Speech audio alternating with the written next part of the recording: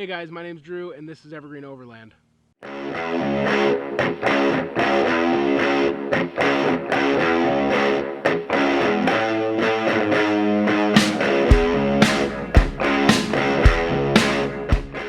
I'm pretty excited to do this video today. It's been a long time coming. I really should have done this a while ago, but unfortunately I just got really busy and didn't have the time. So a little backstory. Some of the videos that I've done so far have been on my 1987 Toyota pickup, lovingly referred to as the old green bastard. I ended up selling my old green pickup, and it's pretty bittersweet.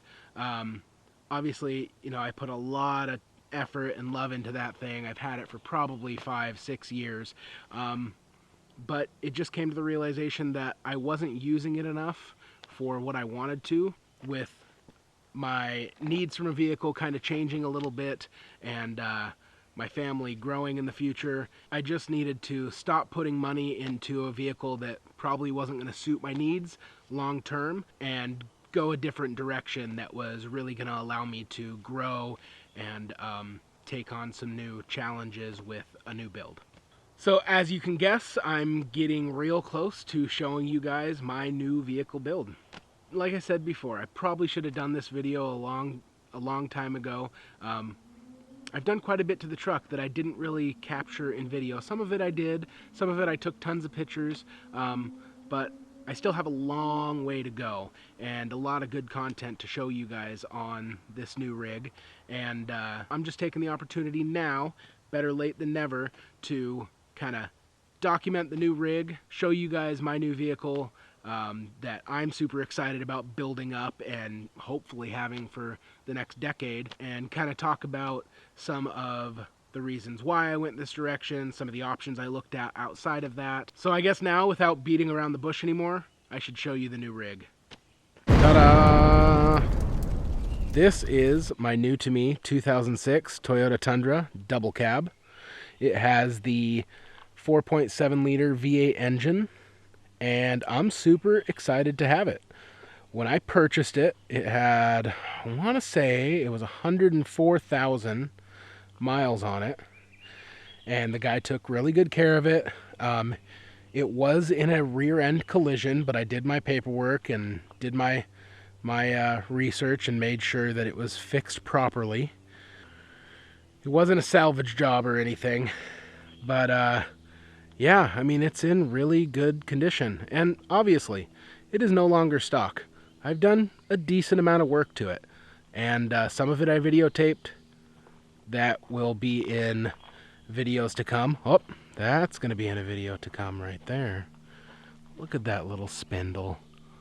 So that's going to be in a video to come shortly. It's going on the rear tomorrow, actually, and I'm super excited about that, and also a little nervous because I'm going to end up having to chop this whole fender from right at this line all the way across. It's going to be cool. That's for another video. And obviously that is a addition that I made to the vehicle as well, the Adventure Trailers Habitat.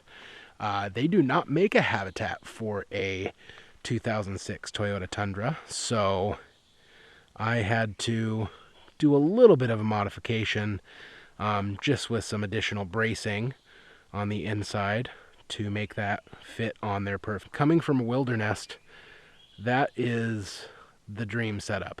I've dreamed about one of these for quite a few years, ever since I saw one at my first Northwest Overland rally.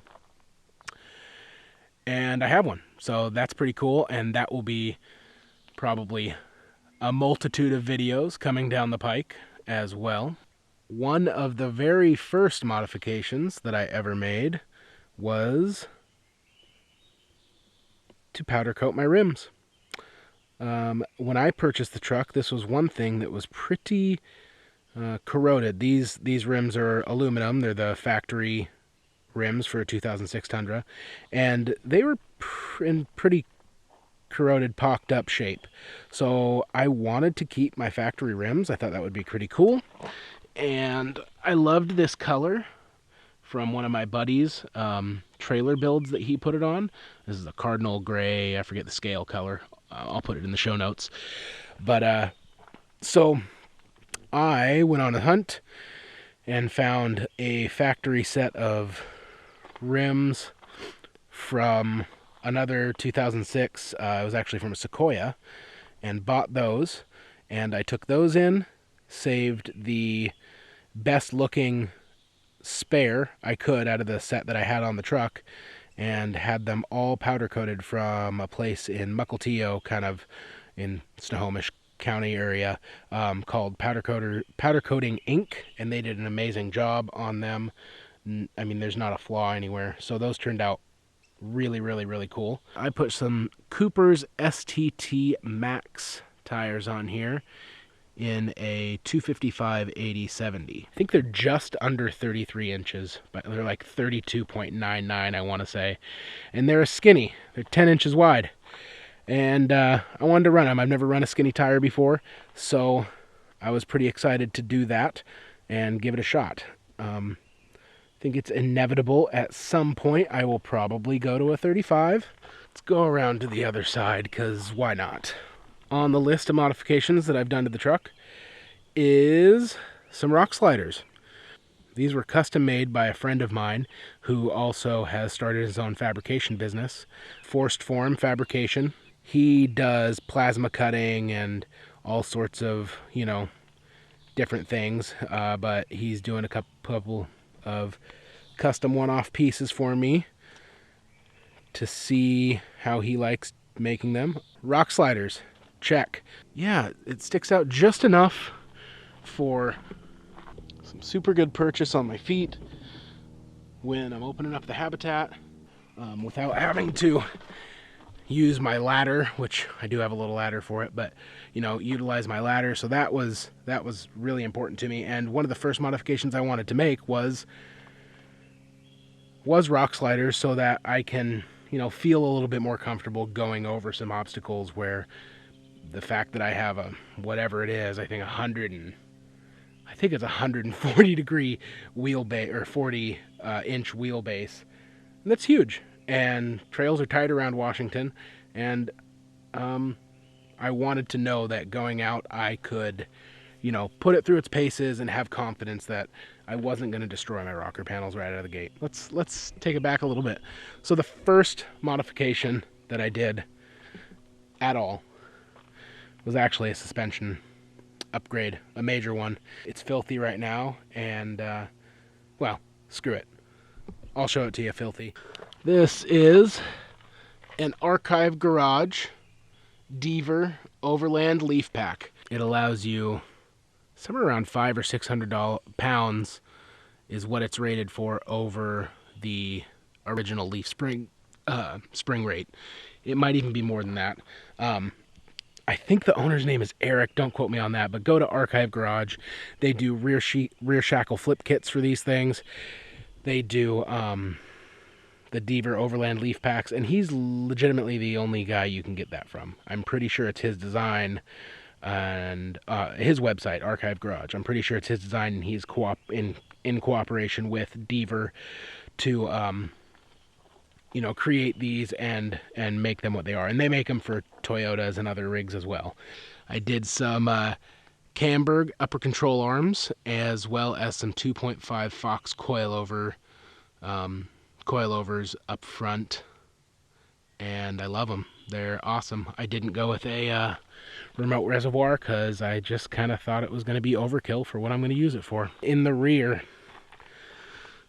there are some Fox extended travel 2.0 shocks back there. So I also did my first ever projector headlight retrofit from who the hell is it? The Retrofit Source. That's who it is. So I got all these pieces and components to do my projector retrofit from the Retrofit Source, as well as the housing from Amazon.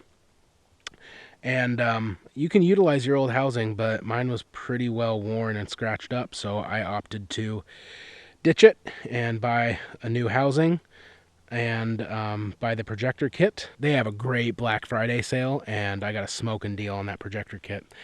That is honestly one that I wished I would have recorded for video to show you guys. Honestly, in the future, I'm going to do another one. Just videotape it for the hell of it and see if I can do it, you know, again, and maybe show you guys. I've never done something like that, so. And there's a little gremlin in there. It's on the inside. It's not coming out. I could totally open these back up, but I don't want to. So, projector retrofit, another thing. Nothing else on the outside, I don't believe. So, let's see if I can get any light in here whatsoever, other than this super sweet old man dash mount I have. I had a local shop to me called, what is their name? I think it's Mobile Music up in Mount Vernon, Washington. They do an amazing job at, security systems, backup camera systems, audio systems. They do everything. Really, really great guys. And I feel like you can go up there and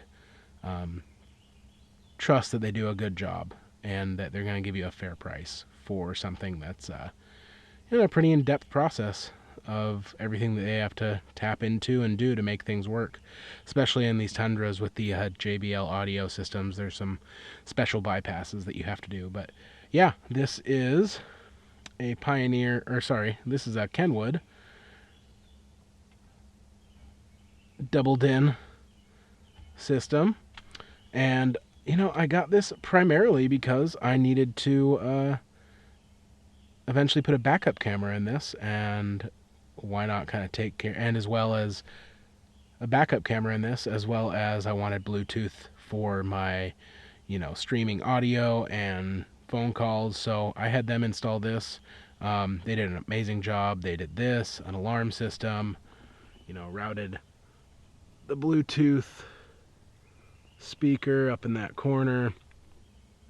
I did a traffic camera, video and picture recorder up there.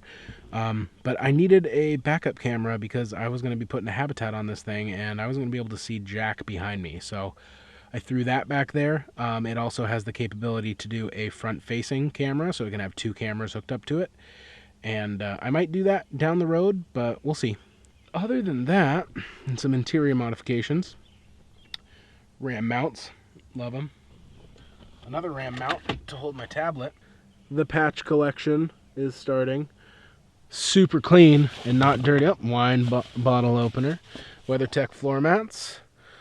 And then, in the rear, I took out the passenger seat and mounted my ARB 50 quart fridge right there. Other than that, I think I have covered all the modifications I've done to this vehicle so far. So, I'm regretful that I didn't film a lot of that stuff, but I'm super excited for what's to come. As I showed you prior, right behind me is a new bumper that I'm putting on the rear tomorrow. And then I have a front bumper to go with it. I'm about to get a smoking deal from a guy driving over from east of the mountains who is going to be selling me a brand new in-the-box worn winch. I've got tons of videos planned for this truck, as well as doing gear reviews. I hope to do some video of some of the trips we're taking.